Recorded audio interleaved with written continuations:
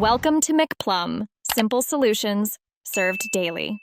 You'll begin by confirming prerequisites so the connection is reliable.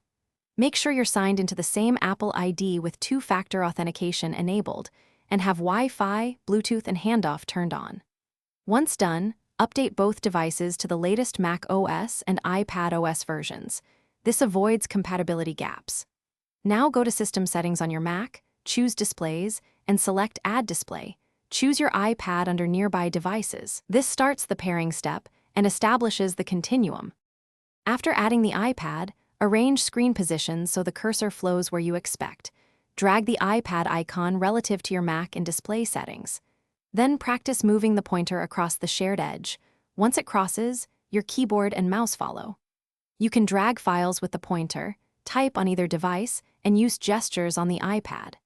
Make deliberate changes to tracking speed and keyboard options so latency and input feel natural. And test copy, paste between apps for workflow confirmation. To finish, close the connection in Displays or simply move the cursor back and disconnect. You can reconnect instantly later. If the cursor or keyboard won't move, make sure handoff is enabled, toggle Bluetooth and Wi-Fi, and restart both devices. Simple network resets often fix negotiation problems.